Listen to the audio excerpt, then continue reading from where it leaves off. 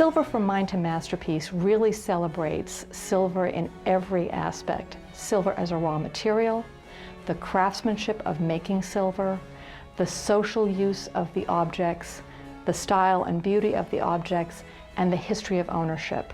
This example is called Tumbaga. It's the oldest object that's man-made in the exhibit. It's basically the treasures of the Aztec and Inca peoples that were seized by the conquistadors and then melted to make it into ingots that could easily be transported back to Spain. The exhibit includes objects that are old friends, familiar faces, a wonderful silver chandelier made for King William III of England, an amazing plateau and épergne, which basically means a big tray and centerpiece that is a fascinating object requiring very complex assembly. And then we also have some new items, objects that have never been seen before at Colonial Williamsburg, and we have some wonderful loans. We're trying to build our collections and showcase some of the work of the early American craftsmen because their products were every bit as beautiful and stylish as their English examples. They're just much more scarce in terms of survival. An exhibit like this takes about 2 years of work from many, many team members. We start by sketching out a design concept, a thematic concept for it. We select objects. We work with an exhibits team to create the design, sequence of the objects, themes that will be stressed. Of course, pieces need to go to conservation to be properly cleaned and made sure they're stable.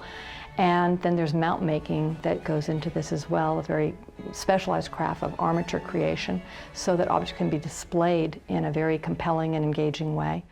So what we wanted to do was show a variety of positions so you can see the various surfaces on these arms. So this arm would be there.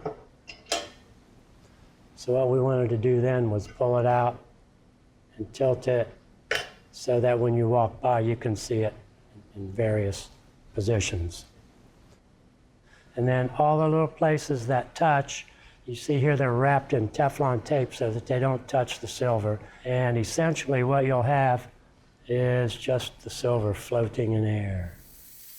The conservation process is that we take a photograph and we examine it and we look at the records to see how it was treated in the past, because that will inform what we're able to do. And usually that means removing an old lacquer coating, either cellulose nitrate or acrylic. And then we clean using a calcium carbonate polish that I make myself. And I hesitate to say clean just because there's no way to remove tarnish from silver without using an abrasive. My overriding goal for conservation of silver in particular is that it both looks good in the exhibit and is also cared for in a way that we are not in a position to have to polish it very frequently. Most people today think of silver as something that perhaps their grandparents owned, but is not relevant or meaningful to their lives. We forget that silver is still very, very important. Silver is an important component in industry and especially technology. It's still an important part of our lives today. This exhibit gives us an opportunity to celebrate its importance in the past.